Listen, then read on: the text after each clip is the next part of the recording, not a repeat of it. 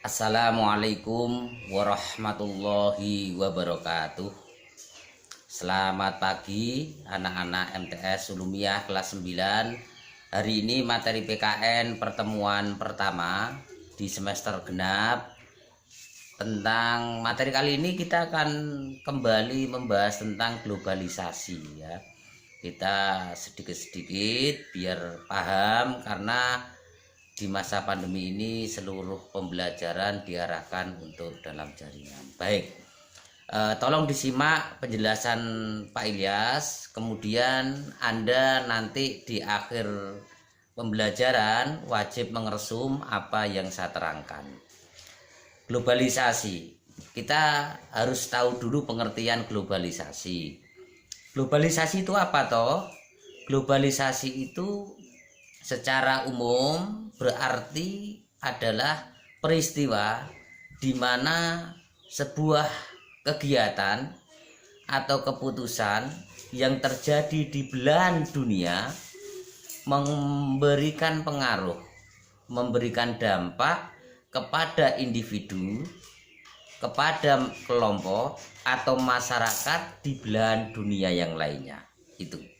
Jadi globalisasi itu peristiwa di mana sebuah keputusan, sebuah kegiatan yang terjadi di suatu belahan dunia memberikan dampak, memberikan pengaruh kepada individu, masyarakat atau kelompok yang ada di belahan dunia yang lainnya. Ini salah satu makna yang populer atas globalisasi. Itu harus paham. Nah, di era sekarang, ini tahun 2021, globalisasi sudah berjalan bertahun-tahun sebelum ini. Kira-kira tanda atau ciri atau indikator globalisasi itu apa toh? Ciri-ciri globalisasi itu apa toh? Banyak sekali ciri-ciri globalisasi. Banyak sekali. Tetapi yang paling mudah dikenali dari ciri globalisasi adalah yang pertama adalah adanya perjalanan antar negara yang mudah dilakukan. Adanya perjalanan antar negara yang mudah dilakukan. Ini salah satu ciri adanya globalisasi. Coba sekarang kita lihat bersama. Orang Indonesia akan mudah pergi ke Singapura, akan mudah pergi ke Amerika, akan mudah pergi ke Saudi Arabia, akan mudah pergi ke negara-negara lain sesuka hati, asalkan mempunyai sumber daya alam atau keuangan. Bahkan di kalangan orang-orang tertentu, untuk sekedar makan siang mereka rela hanya terbang ke Singapura, kemudian setelah itu balik lagi ke Indonesia. Ya, ada orang-orang yang mungkin memiliki kemampuan lebih sehingga dia melakukan hal itu gitu ya, sekedar makan siang di luar negara. Besok mungkin kalian ketika sudah sukses, Anda makan siang di Singapura, kemudian sore di Zimbabwe Afrika misalkan, kemudian makan malam kembali ke Kebun Harjo misalkan. Nah, ini bisa saja gitu ya. Itu salah satu ciri dari globalisasi, adanya akses perjalanan yang mudah ke negara atau antar negara. Kemudian ciri yang kedua adalah meningkatnya perdagangan global. Perdagangan umum, perdagangan universal itu meningkat. Sekarang kita mau jual apa saja di dunia mudah. Ya, kita mau mengekspor apa saja di dunia mudah. Kita mau mengimpor apa saja mudah, asalkan apa? Kita punya kemampuan sumber daya alam. Dalam hal ini keuangan, devisa atau sumber daya alam yang lainnya mudah ya. Tidak ada negara manapun yang tidak memiliki sesuatu yang diinginkan. Contoh misalkan Indonesia tidak memiliki belum punya kemampuan membuat sesuatu ya, atau menghasilkan sesuatu. Indonesia bisa dengan mudah mengimpor dari negara lain dengan pertimbangan tertentu. Begitu ya. Misalkan suatu negara yang tidak punya laut, Ada negara yang tidak punya lautan. Laos misalkan. Laos itu negara yang ada di Asia Tenggara, tidak punya laut. Tetapi apakah orang Laos tidak makan ikan laut? Tetap makan. Dari mana mereka dapat ikan laut? Dari mengimpor dari negara-negara yang punya potensi kelautan. Begitu, semuanya mudah. Adanya perdagangan global. Nah, jual beli antar negara, jual beli antara pengusaha Indonesia dengan pengusaha Malaysia, pengusaha Indonesia dengan Amerika, mereka saling berdagang, itu namanya perdagangan global. Ya, barang dari sini ya, misalkan pabrik kulit di Sale, produk kulit di Sale bisa jadi diekspor ke negara lainnya. Ini namanya perdagangan global. Kemudian ciri yang kedua adalah meningkatkan aliran modal internasional. Aliran modal internasional berupa pinjaman bank internasional, bantuan internasional itu mudah diakses sekarang. Ya, mudah diakses. Jadi Indonesia misalkan atau negara tertentu misalkan butuh dana bisa pinjam ke Bank Dunia, ya. Tidak harus ke domestik, bisa ke Bank Dunia. Ini namanya meningkatnya aliran dana internasional. Tentu saja yang legal sesuai dengan hukum yang berlaku di dunia internasional. Gitu ya. Kemudian ciri yang ketiga adalah meningkatnya penggunaan internet. Anda coba lihat. Era sekarang sama dulu berbeda. Di tahun 90-an orang tidak mengenal internet. Kalaupun ada mungkin hanya lembaga-lembaga negara tertentu yang sangat urgent, penting.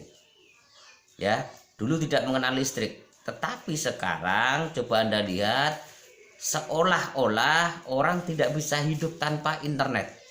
Anda mengirim pesan melalui WhatsApp, pakai internet. Anda melihat pembelajaran melalui aplikasi daring ini, melalui media daring ini juga menggunakan internet. Anda berkirim foto ke teman, Anda berkirim kabar ke keluarga juga menggunakan internet. Ya, ini sebagai tanda bahwa globalisasi memang sudah benar-benar merasuki dunia kita. Ya, nyaris tidak ada orang yang tidak bersentuhan dengan internet, kecuali orang-orang yang memang belum bisa menerima perubahan. Orang-orang yang secara usia, secara zaman, beliau hidup di zaman sebelum internet populer, kemudian sampai hari ini beliau tidak mengenal internet. Ya, coba Bapak Ibu di rumah yang memang yang hidup di zaman sebelum internet, sekarang pasti ada yang tidak atau belum menerima perubahan ini sehingga tidak menggunakan internet. Tetapi mayoritas hari ini khususnya anak muda, kalangan milenial, nyaris tidak ada yang tidak mengenal internet. Semuanya pasti punya akun Facebook, semuanya pasti punya nomor WhatsApp. Ini adalah dampak atau ciri dari terjadinya globalisasi. Begitu nggih. Kemudian yang kelima adalah adanya desakan pengadilan untuk kejahatan internasional. Jadi salah satu ciri yang unik dari globalisasi ini adalah adanya desakan pengadilan terhadap kejahatan perang internasional. Ya, dulu nggak ada negara A melakukan kejahatan perang terhadap negara B, kemudian negara B menuntut kemana? Nggak ada. Nah, sekarang ada pengadilan penjahat kejahatan perang, ada di Belanda juga ada. Ya, ini adalah salah satu ciri atau tanda globalisasi yang lainnya, sehingga negara-negara tertentu tidak dengan mudah ketika berkonflik dengan negara lainnya melakukan kejahatan perang. Tidak mudah, karena sekarang di era globalisasi segala bentuk kejahatan perang bisa diadili di mahkamah pengadilan internasional. Begitu nggih. Kemudian ciri yang lainnya, tanda yang lainnya dari globalisasi yang keenam adalah adanya pertukaran budaya. Mudah sekali.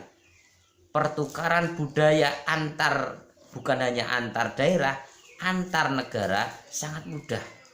Ya, melalui apa pertukaran budaya itu? Banyak.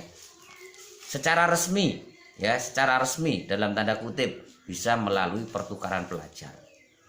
Pelajar Indonesia dikirim ke Australia, mereka belajar di sana, secara tidak langsung belajar budaya Australia.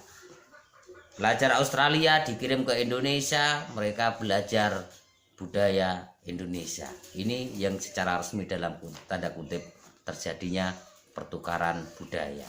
Bagaimana kalau jalur-jalur lainnya? Pertukaran budaya bisa dilakukan melalui pernikahan. Ya, misalkan orang Indonesia menikah dengan orang Kamerun di Afrika misalkan. Ya, tentu saja ketika menikah akan terjadi pertukaran budaya. Budaya Indonesia yang dibawa oleh salah satu pasangan tadi akan ditiru oleh pasangannya yang dari Kamerun tadi. Ini namanya pertukaran budaya dari jalur perkawinan. Nah, pertukaran budaya lainnya melalui jalur apa? Anda misalkan piknik ke negara lain, kemudian Anda bekerja di negara lain, Anda juga akan melakukan pertukaran budaya. Ini satu hal yang lazim, satu hal yang lumrah terjadi di era globalisasi, bahkan menjadi tanda terjadinya globalisasi. Contoh lain dari pertukaran budaya yang sudah menjamur di Indonesia, ya, budaya yang sudah menjamur di Indonesia. Misalkan dari sisi bahasa, banyak sekali bahasa-bahasa asing yang itu merupakan budaya negara asing sudah kita serap, sudah kita lakukan sehari-hari. Hai, halo, bukan lagi misalkan seperti budaya kita ketika kita bertamu assalamualaikum atau kula nuwun. Nah, ya kadang-kala kita sudah menggunakan budaya-budaya dari luar negeri, di luar bangsa kita yang sudah mendarah daging kita, ya. Misalkan on the way. Ya, on the way itu kan budaya negara lain, budaya orang-orang barat dari sisi bahasa. On the way, sedang dalam perjalanan. Kadang-kadang kita ditanya, ayo ndang gage, ayo cepetan. Ketika kita janjian dengan orang lain, ayo sampai mana? Jawab kita adalah on the way. On the way sekarang sudah paham semua. Kalau kita bilang on the way, berarti kita mengatakan kita sedang dalam perjalanan, begitu. Nah, bagaimana sikap kita terhadap budaya dari bangsa lain? Bagaimana sikap kita sebagai bangsa Indonesia? Harus kita garis bawahi adalah kita tidak harus menutup diri dari budaya bangsa lain. Prinsipnya, selama budaya itu atau kebiasaan itu tidak bertentangan dengan nilai-nilai keindonesiaan, tidak bertentangan dengan nilai-nilai Pancasila, lebih karena Pancasila adalah dasar negara kita, maka tidak masalah. Namun sebaliknya, ketika budaya itu bertentangan dengan nilai-nilai Pancasila, bertentangan dengan nilai-nilai keindonesiaan, maka budaya itu wajib kita tolak. Ya, wajib kita tolak karena bertentangan dengan nilai-nilai keindonesiaan. Maka perlunya kita memiliki filter. Perlunya kita memiliki penyaring. Tidak semua budaya yang dari luar negeri kita ambil. Kita pilih dulu mana yang sesuai dengan bangsa Indonesia, ya. Misalkan kita melihat budaya egoisme di sebuah negara tertentu, kemudian kita melihatnya, jangan kita serta-merta menerimanya, menggunakannya, tidak boleh, ya, karena bertentangan dengan nilai keindonesiaan, yaitu gotong royong, begitu ya. Kemudian ciri yang lainnya adanya paham multikulturalisme. Multikulturalisme itu apa? Multikulturalisme makna sederhananya adalah berbagai budaya. Jadi banyak orang di era globalisasi ini yang menganut paham multikulturalisme. Dia tidak hanya eksis, tidak hanya konsisten menggunakan satu budaya tertentu, tetapi dia menggunakan budaya-budaya campuran. Contoh misalkan orang hajatan ketika berkaitan dengan budaya-budaya yang lain, ya, ketika yang terlibat dalam hajatan itu berasal atau memiliki budaya, latar belakang budaya yang lain, maka akan terjadi multikultural di situ. Kebiasaan lain, ada banyak kultur di situ. Misalkan pengantin yang pria berasal dari Padang, yang wanita berasal dari Jawa. Tentu ketika proses pernikahan akan memadukan kultur dari Padang dan kultur dari Jawa. Ini paham multikulturalisme, salah satu ciri paham multikulturalisme. Ya, termasuk misalkan rumah, membangun rumah, ada orang yang tidak, kalau Jawa kan identik dengan joglo, tetapi sekarang tidak harus joglo.